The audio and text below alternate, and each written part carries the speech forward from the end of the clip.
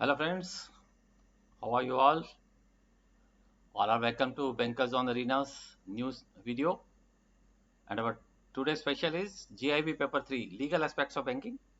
Very important as the Jaiib exams are on the way.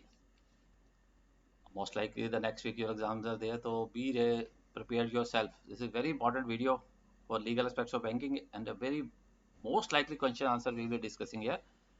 So please watch it till end. And also I request you all of you to please like the video, subscribe the channel and also share the video. Thank you. Let's start then. So today's special for GIB paper 3 LRAB legal regulation and aspects for banking. This is model C. We are preparing with the model C now.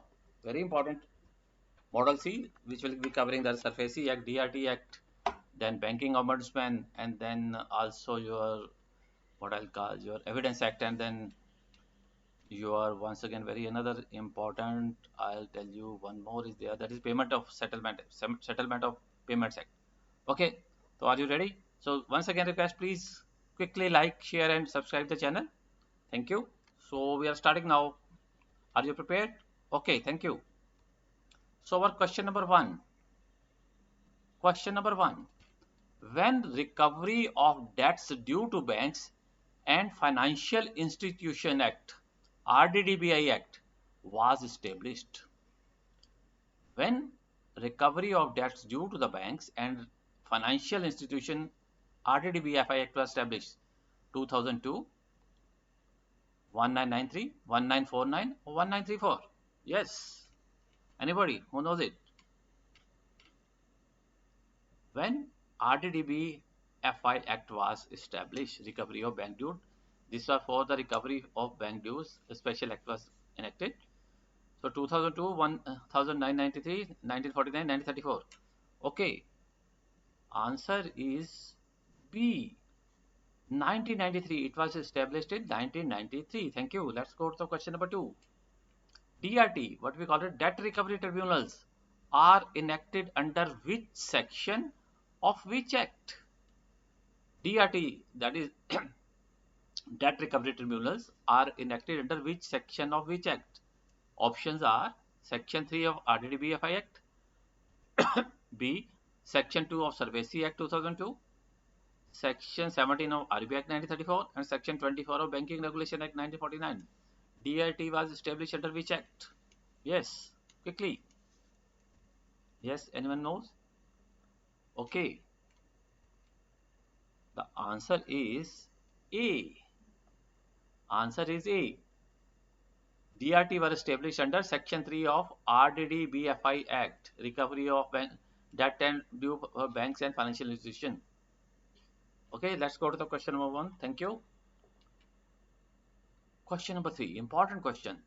DRTs can now take cases of with defaulted amount.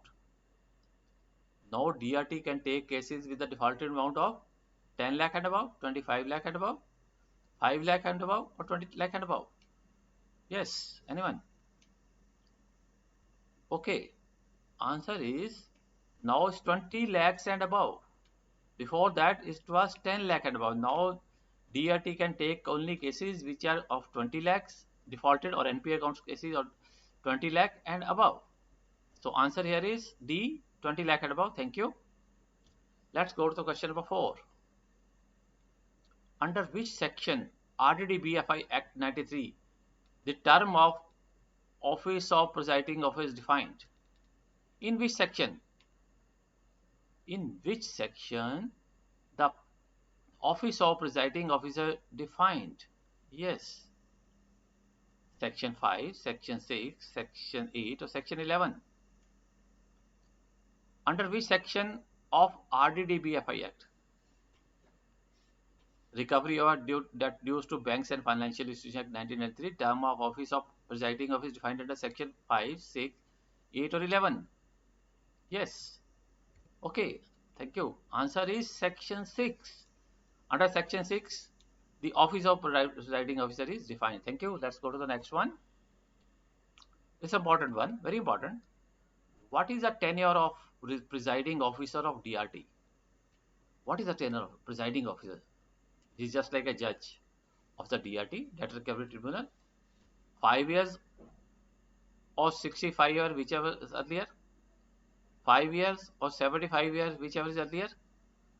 4 years or 70 years, whichever is earlier. 4 years or 65 years, whichever is earlier.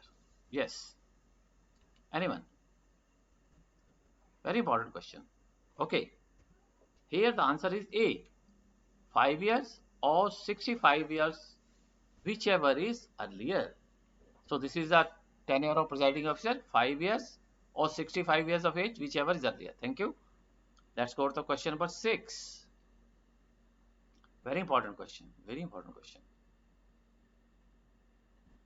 Question number 6. Minimum qualification for a person to be qualified for appointment as the presiding officer of a Debt Recovery Tribunal, DRT. What should be the minimum qualification? Yes, a district judge, chief judicial magistrate, retired high court judge, or appointed by the banks.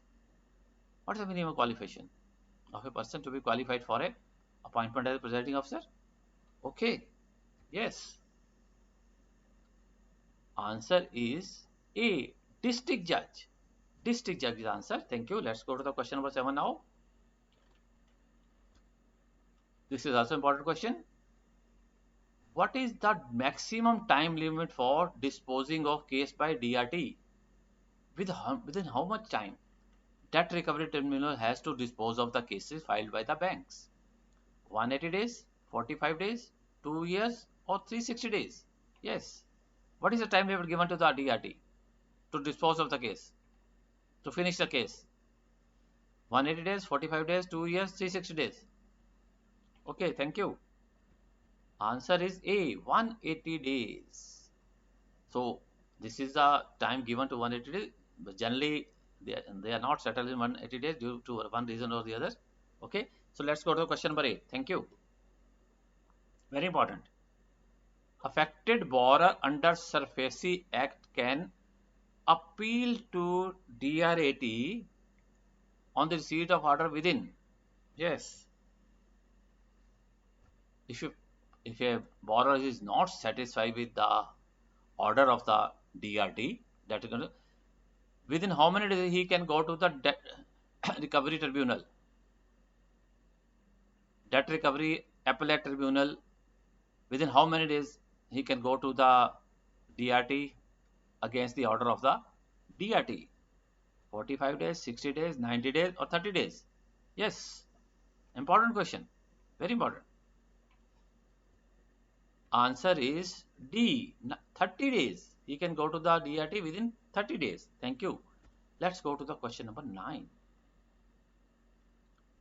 This is another important question. How much amount is to be deposited by the borrower before appealing to DRAT? If a borrower is not satisfied with the order of the DRT, he can go to the DRT. But how much he has to deposit before appealing to Debt Recovery Appellate Tribunal? 50% of the order amount, 25% of the order amount, 20% of the order amount, and no amount. Yes, how much he has to deposit before his application can be considered at DRAT? Okay, answer is 50% of the amount. He has to deposit 50% of the order amount of the award of the DRT. Okay, thank you. Let's go to the question number 10. Question number 10. Which is the Committee on Banking Ombudsman? On whose recommendation Banking Ombudsman was elected? Partha Shome, B. Shivaraman Committee, Suma Verma Committee, Shri Raghu Rajan Committee. Which is the Committee on Banking Ombudsman? Partha Shome, B. Shivaraman Committee, Suma Verma Committee, Shri Raghu Rajan Committee. Yes, important. Okay, thank you. I'll give the answer. Answer is C, Suma Verma Committee. Suma Verma Committee is the right answer. Answer is C. Thank you. Question number 11. What is true about a person shall not be qualified for appointment as chairman of a DRT unless he is? What is true here about a person who can be appointed as a chairman of DRT, not be qualified for DRT? He or has been judge of High Court, has been member of legal service with 10 years of service in litigation, he has held office of the presiding officer of the minimum 3 years. All above true. Sorry, all above not true. Yes. Answer here is D, means a person has to be either a judge of High Court, or he is a member of legal service with 10 years of experience in litigation, or was held office of presiding officer for a minimum 3 years. So if he has all the qualification, he can be a chairman of DRT. So here this answer is not true. Yeah, we can write here all above not true. So answer here will be D, all above not true. Not true. So a chairman of a DRT can be, he has to be a judge of High Court, or he has been a member of legal service for 10 years, or he is held presiding office of a DRT for a minimum 3 years. Okay, thank you. Let's go to question number 12. What is the full form of SARFAESI Act 2002? What is the full form of SARFAESI Act? A option, securitization and refinance of financial assets and enforcement of security interest 2002. B, standardization and reconstruction of financial assets and enforcement of security interest act 2002. And C, securitization and reconstruction of financial assets and enforcement of security interest act 2002, and none of the above. So what is the full form of SARFAESI Act? Out of these 4 options, which is the right? Answer is C, securitization and reconstruction of financial assets and enforcement of security interest act 2002. So answer to the question of 12 is C. Thank you. Yes, this is important question. Question 13. For the purpose of issuing notice under section 32 of SARFAESI Act, authorized officer should be. Who is authorized officer? Authorized person who can issue notice to the NPA borrower under section 32 for taking possession of the secured asset. A, officer deputed by ZF for specific purpose, empaneled lawyer of the bank and trusted with the assignment of issuing said notice. C, any officer of the bank in the rank of chief manager and above, or branch manager of branch of any bank rank. Yes. Okay.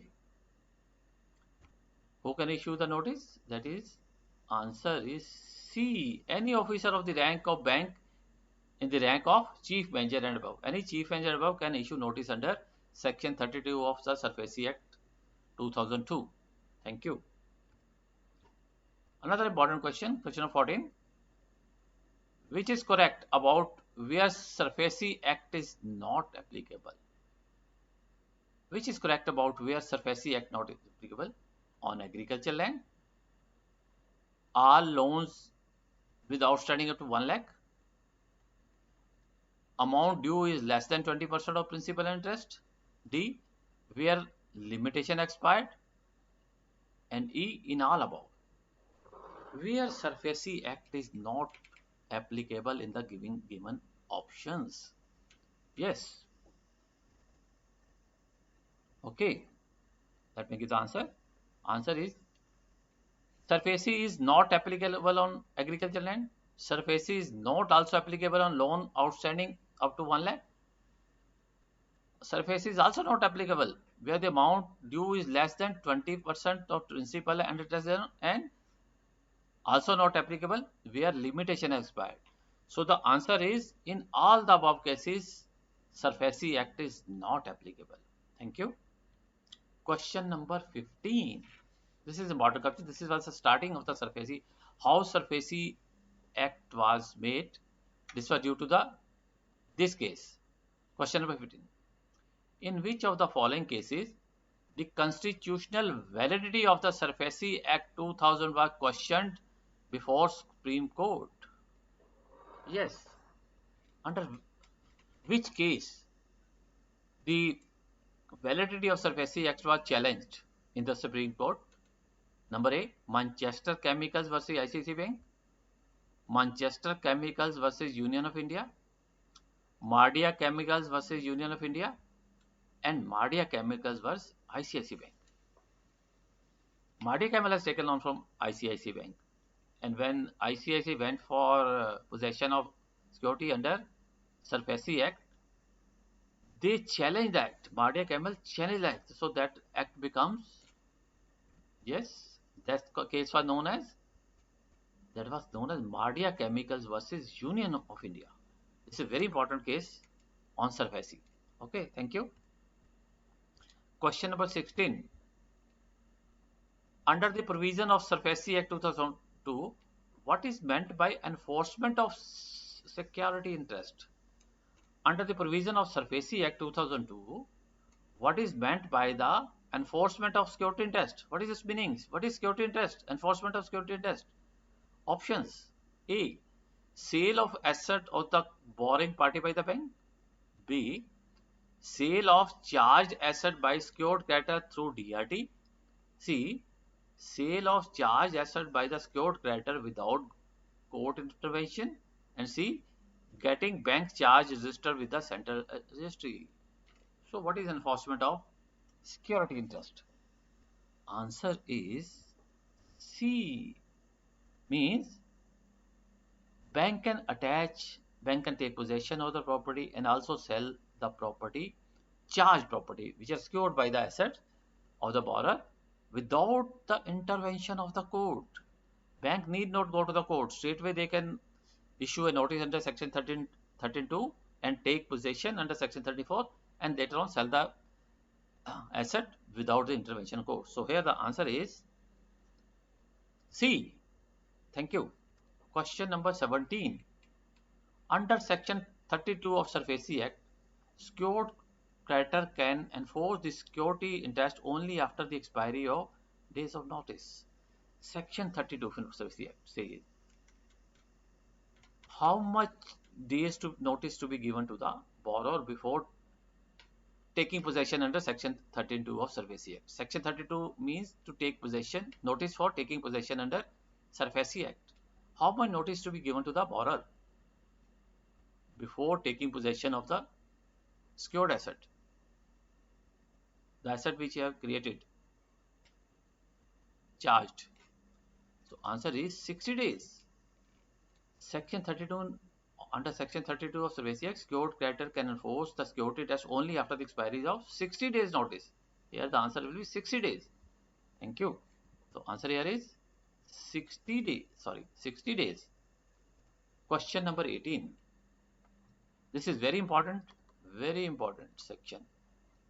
Section 23 of SARFAESI Act has been amended to give bank powers to. Recently, section 23 of SARFAESI Act has been amended. Very important section. So options are A, take possession after 30 days instead of 60 days. To give sale notice of 15 days instead of 30 days. Publish notice of possession in one newspaper instead of two. And D, initiate possession even if secured asset is not registered with SARFAESI. As a rule, bank is required to charge register with the SARFAESI. So what is section 22 SARFAESI Act amendment? What power has been given? Okay, answer is D. Now the bank can initiate possession even if secured asset is not registered with the SARFAESI. Previously, if the assets are not registered with the SARFAESI, bank cannot take the possession. Now that amendment is there, even if the asset is not registered with SARFAESI, bank can take One can take possession. Okay. So here the answer is D. If you take the option 1, so option 1, 30 days instead of 60 days. This is okay. Bank has to give the notice of 60 days for taking possession, and sale notice has to be given 30 days, not 15 days. Public notice of possession is to be published in 2 newspaper, not 1. So here the answer is D. Initiate possession even if secured access is not registered with the SARFAESI. Thank you. Let's go to question 19. Important question. Which of the following does not fall under financial asset? Yes, which is not a financial asset? A. Mortgage, charge, hypothecation or pledge of movable property. B. Any right or interest in the security, whether full or part, underlying such debt or receivables. C. Any financial assistance and prepaid expenses undertaken with respect to a movable and immovable property. Yes. Question 19. Here the answer is D. All prepaid expenses undertaken with respect to a immovable or immovable property. Any expenses done in the movable or immovable property before giving security, that is not covered under as a financial assets. So here the answer is D. Question number 20. If there are more than one borrower, how should the demand notice be served? Question is, if there are more than one borrower, let it be a partnership account, there are many partners. So how the notice of taking possession under section 13 to be issued, to whom it should be issued? To whom the notice should be issued if there are more than one borrower? अगर एक से ज़्यादा borrower हैं, तो कैसे notice दिया जाएगा under section 32 of SARFAESI Act for taking possession? A. Demand notice must be served only on those borrowers whose borrowing is more than 40% of the debt. B. Demand notice must be served on any one of the borrowers. C. Demand notice must be served on the person whose name appears first in the list. And demand notice must be served on all borrowers. So if there are more than one borrower, how should the demand notice serve? So here the answer is D. Demand notice must be served on all borrowers. All the borrowers and guarantors even. That should be sent. That notice under section 13(2) of SARFAESI Act for taking possession. Demand notice must be served on all the borrowers. So section 20, answer is D. Thank you. Question number 21. In case of joint financing or consortium under the SARFAESI Act, a creditor can. Creditor is one who has to take the money from the, money from the debtor, means here the creditor will be bank. In case of joint financing or consortium under the SARFAESI, a creditor can take any action independently. Take action only when it is agreed upon by the creditors holding 60% of the amount of outstanding on the record. Take action only when it is agreed upon by the creditors holding 50% of the debt outstanding as on the date. And take action with the permission of all other creditors involved. Yes. If there is a joint financing, multiple financing, maybe 2-3 banks, or a consortium financing, how this act applies? Yes. Answer is B. SARFAESI action can be taken only when it is agreed upon by the creditors holding 60% of the amount outstanding on the record date. If the outstanding is 1 crore, then 60%, means 60 lakh amount creditors should give consent, only then this action can be taken. So here the answer is B. Yes. Okay, sorry. Yes. Thank you. That's question number 2. Within how many days a notice in 2 papers to be published after taking possession under SARFAESI Act? Within how many days a notice in 2 newspapers be published after taking possession under SARFAESI Act? Means when a possession has been taken under SARFAESI, a notice is to be given in 2 newspapers one vernacular, and that is to begin within how many days? 7 days, 10 days, 15 days, 30 days. Yes, answer is 7 days. Within 7 days, a notice has to be published. And the day of possession is also included. That means it will be 1 plus 6 days. The day of possession plus another 6 days. That notice has to be given in the newspaper, 2 newspapers. So answer here is 7 days. Thank you. Let's go to the question number 3.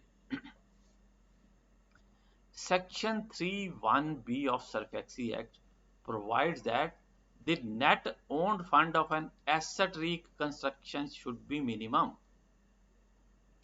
SARFAESI Act Section 3(1)(b) provides that the net owned fund of an asset reconstruction should be. How much should be the net owned fund? अपने पैसा कितना होना चाहिए? That asset reconstruction company का ARC, asset reconstruction company ARC. Option: not be less than 2 crore rupees or such higher amount as the Reserve Bank may notify. B. Not less than 3 crores rupees or such higher amount as the Reserve Bank of India may notify. C. Not to be less than 4 crore rupees or such higher amount as to be notified by RBI, and not to be less than 1 crore rupees or such higher amount as may be Reserve Bank may notify. So what is the answer? Answer is A. Answer is A. Not to be less than 2 crore rupees or such higher amount as the Reserve Bank notifies. So the minimum net earned funds of an asset reconstruction should be not less than 2 crore. Thank you. Let's go to the question number 24. This is important. What is the just a minute. Give me a second, please. Let me have it.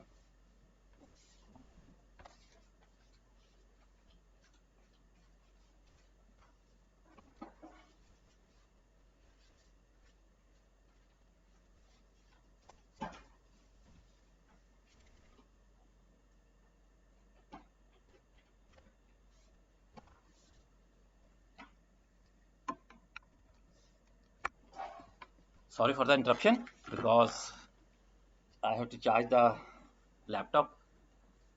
Thank you. So let's come to the question number 24. Question number 24. What is the time period is to be given to the borrower as a notice before sale of secured assets under section 9(1)? What time period is given? A. 30 days, 45 days, 60 days or 90 days. How much notice period is given to the borrower before sale of his secured assets? Not possession, sale of his secured assets. So here the answer is 30 days. 30 days is the right answer. Thank you. Let's go to the question number 25. LOK ADALATs are constituted under. Question number 25. LOK ADALATs are constituted under. LOK ADALATs were enacted under which act? A. High Court Act 1861, Judicial Services Act in 1961, C. Legal Services Authorities Act 1987, and LOK ADALAT Act 1987. This is an important question. I'll tell you. Answer is C. Legal Services Authority Act 1987. LOK ADALATs were constituted under Legal Services Authorities Act 1987. Thank you. Let's go to the question number 26. What is the maximum amount of default in case of filing of claim under LOK ADALAT? What is the maximum amount one can claim under LOK ADALAT? Or what is the power of LOK ADALAT to give order? With how much amount? A. 10 lakh, B. 15 lakh, C. 20 lakh, D. 25 lakh. Yes. How much? Okay. Answer is 20 lakh. Before that it was 10 lakh. Now it is 20 lakh. So LOK ADALAT can settle the claims up to 20 lakh now. Thank you. Question number 27. Within how much time given by Ombudsman to banker and complainant to settle their grievances before giving an award? When a complaint has come to the Ombudsman, against the banker by the customer. So ombudsman gives some time to the both banker and banker to settle at their own level, so that ombudsman should not come in the picture. So how much time is given to the banker and complainant to settle their grievance?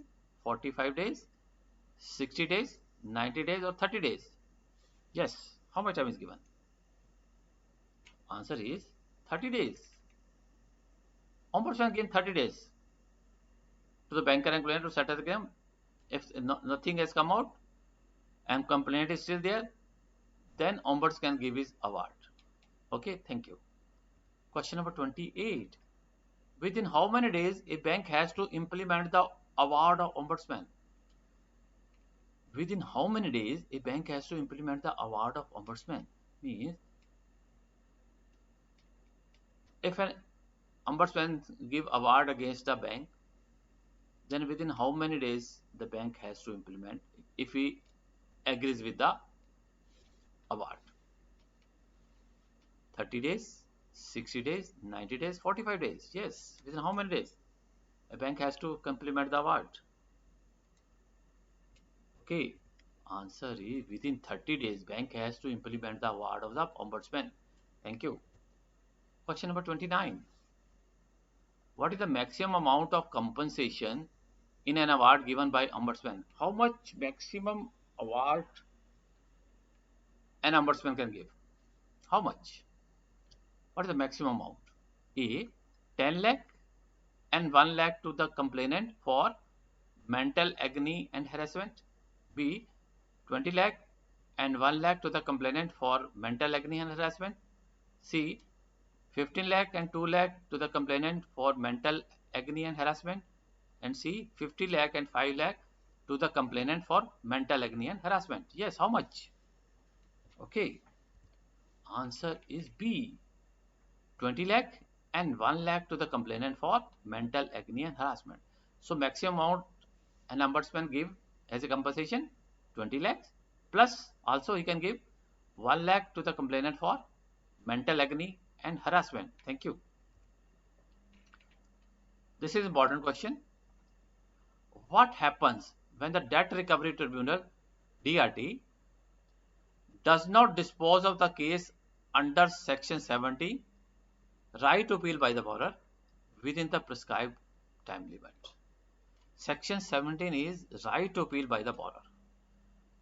Supposingly, a notice has been given by the bank to the borrower under section 13(2) for taking possession of the assets, and the borrower has gone to the DRT for disposing of the case or revoking the case, since he is saying कि I am right, bank has given a wrong notice. So what will happen if DRT doesn't dispose of the case in prescribed limit? Then what the borrower can do? A. Appellate Tribunal makes such cases on its own motion and may make an order for the expeditious disposal. B. Only by the creditor may take an application to Debt Recovery Appellate Tribunal, and Appellate Tribunal may make an order for expeditious disposal. C. Such cases stand transferred to Appellate Tribunal. And D. Any party to the application may make application to the Debt Recovery Tribunal, and the Appellate Tribunal may make an order for the expeditious disposal. So what is the answer? Answer is D. Both bank and borrower can make an application to the Debt Recovery Appellate Tribunal if the DRT has not disposed of the case under section 17 of the Debt SARFAESI Act. Then they can go to the DRAT, and that DRT may make an order for expeditious disposal, in saying he will send a letter to the order to the DRT to do it on an expeditious way. Thank you. So 30, question number D. 31. What is the time limit within which appeal against penalties can be made under SARFAESI Act? Supposingly, under SARFAESI Act, some penalty has been imposed on the borrower or the bank, then within how many days an appeal can be made to the higher authority or DRT for cancellation of that penalties? What is the time limit within which appeal against penalties can be made under SARFAESI Act? 90 days from the date on which such order was passed, 30 days from the date on which order was passed, 120 days from the date on which order was passed, or 60 days from the date on which such order was passed? Answer here is within 30 days from the date on which such order was passed. Thank you. Question number 32. Which of the following debts not entertained by the DRT? DRT is not taking all the cases of the bank for recovery. So what are the exceptions? So which of the following debts not entertained by the DRT? Number A, debt due to staff of the bank. B, debt due to small industries. C, debt due to professional and self-employed person. And D, any other debt of the commercial nature. Yes. Which debts are not entertained by the DRT? Answer is C. Debt due to professional and self-employed are not taken by the DRT. They have to go to the civil court for that. Which are the following debts not entertained by the DRT? That's due to professional and self-employed person. Thank you. Question number 33. Appellate Tribunal, that is DRT, shall consist of one person only, referred to as Chairperson of the Appellate Tribunal, to be appointed by notification by. Who appoints Chairperson of the DRT? Appellate Tribunal, DRT, shall consist of, that will only one person will be there in DRT, referred to as Chairperson of the Appellate Tribunal. Who appoint him? Option: state government, central government, high court, or supreme court. Yes. Who? Answer is B. The central government appoints the Chairperson of the Appellate Tribunal of DRT. Thank you. Question number 34. Important question. A debt recovery tribunal shall consist of 4 person, 3 person, 2 person, 1 person. Debt recovery tribunal shall consist of. Yes.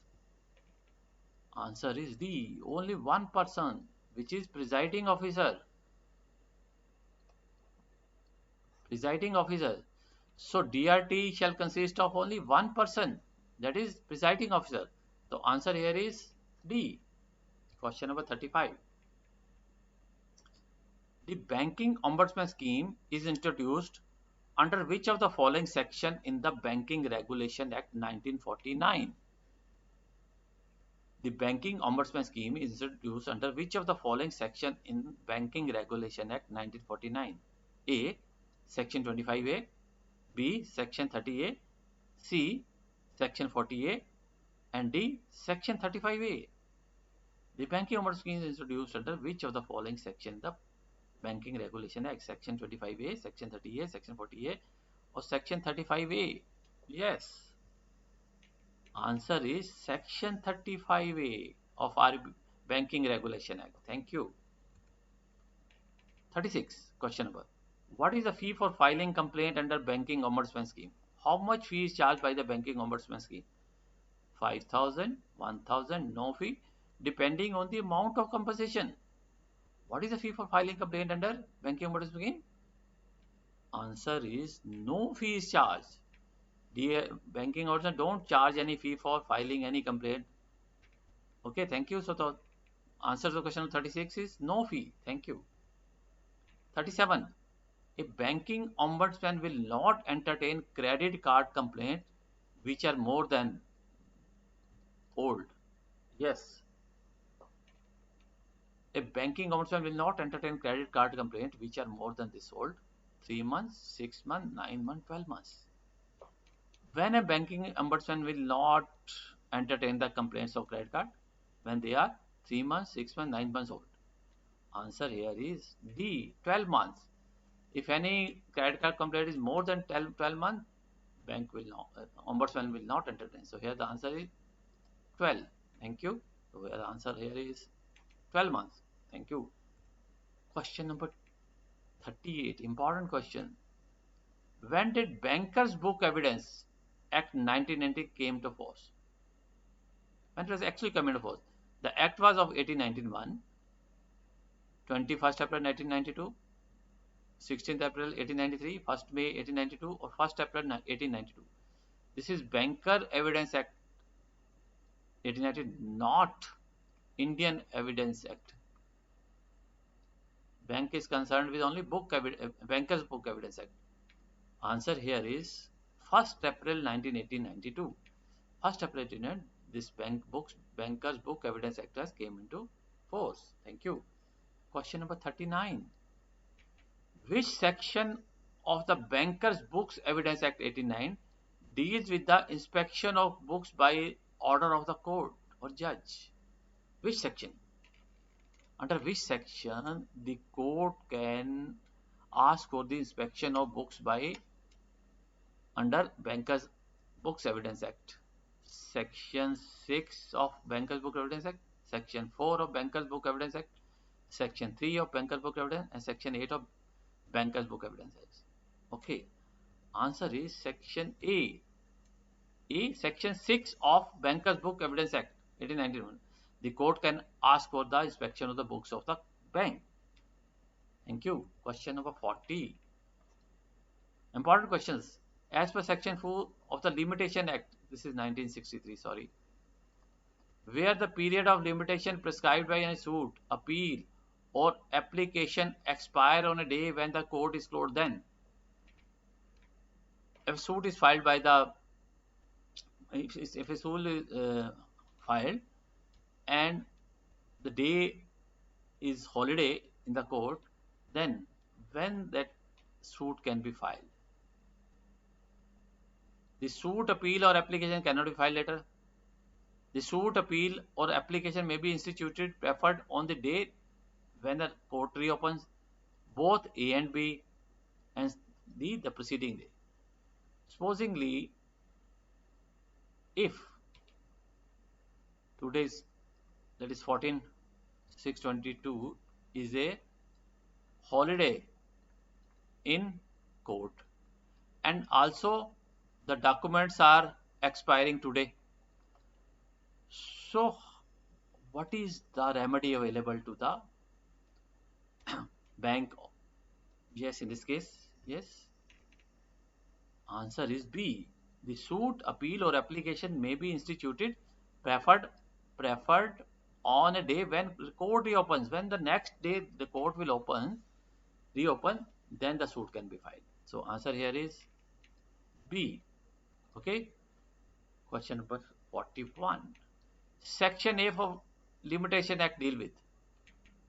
Section A is important. It deals with Limitation Act, extension of time, legal disability, special exception, person who cannot contract. Okay, answer here is C, special exception. The court can give special exception even if that day is the documents are expired. So give a special exception under Section 8 of the Limitation Act. Thank you.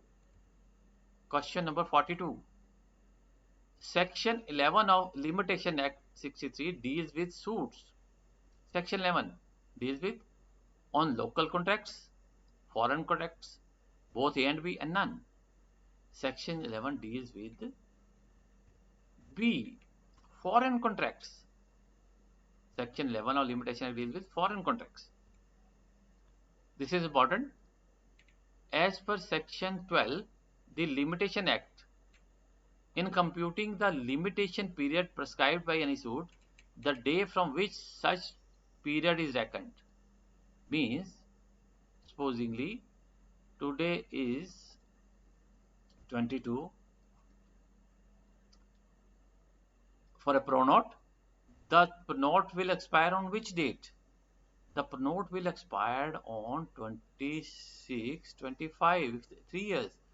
So that means, question is asked, as per Section 12 of the Limitation, in computing the period of limitation prescribed by suit, the day from which such period is reckoned shall be excluded, shall be included, both A and B, and from third day of execution documents.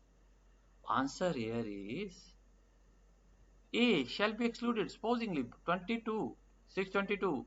When computing the limitation period, this day is not taken into consideration. If this date is taken into consideration, then the document would have expired on 625, but not. But as per Limitation Act, the document will expire on 2625. So here the answer is A. Thank you. This is important. Articles and of Limitation Act, oh, this is 1963, deals with the computation of period of limitation. Which section of Limitation Acts deal with the computation of period of limitation? 12 to 25, 12 to 20, 15 25, and 12 to 29 sections. Answer here is A. 12 to 25. Thank you. Another important question. The law of limitedness is not applicable to revenue matters, civil matter, inheritance matter, and none of the above. The law of limitation is not applicable to revenue matter, civil matter, inheritance matter, and none of the above. Yes. Answer is C. Law of limitation is not applicable in inheritance matter, wherever the property has come through family chain. Thank you. 46. Important question. Section 5 of Limitation Act provides bar upon institution of suits, bar upon institution of appeals, extension of limitation period in certain cases, and none of the above. Section 5 of Limitation Act. Important. This is Section 5 provide extension of limitation period in certain cases by the court. Thank you. Question number 47. Important question. Under which act the banks which are desirous of opening as BBPOUS, means Bharat Bill Payment Operating Units, need to get the approval? Under which act banks which are desirous of operating a BBPOUS need to get approval? Banking Regulation Act 1949, RBI Act 1932, Payments and Settlement System Act 2007, and none of the above. Yes. From which? Under which act? Answer is C. Payment and Settlement System Act 2007.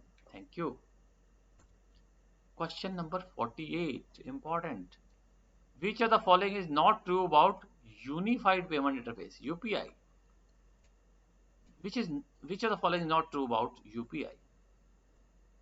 UPI is an instant payment system developed by the NPCI, National Payment Corporation of India.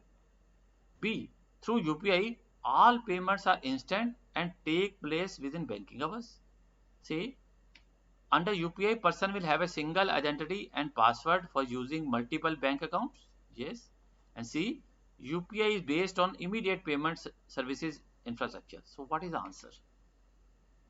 Which of the following not true about the unified payment?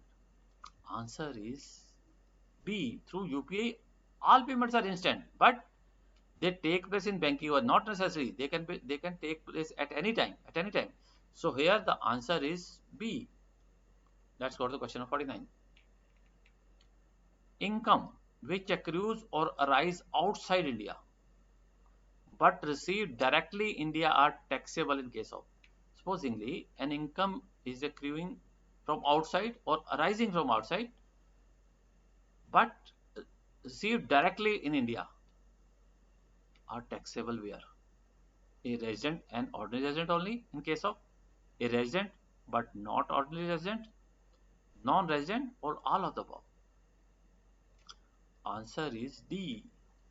Income which accrue or arise outside of India and received directly is taxable in for resident and ordinary resident also, resident but not ordinary resident also, non-resident also, all. So that means all of the above. Answer is all of the above. 50 number question. This is the last question. Previous year under income tax means, this previous year under means the financial year immediately preceding the. What is previous year under income tax? Accounting year, assessment year, none of the above, or both? Both A and B. previous year under assessment X means financial year immediately preceding the accounting year, assessment year, none of the above. B. Answer is B. Assessment year. Previous year means under interest means financial year immediately preceding the assessment year. So these are the 50 questions we have done today. Very, very important question for Lrab Jaiib paper 3. It is also very important for bank promotion exams. So please like this video, share this video, and most important, subscribe this video so that you can get notification for our new videos coming to you. So thank you all from Bankers on Arena. Myself Dinder Chopra welcomes you once again, and thank you all. Thank you.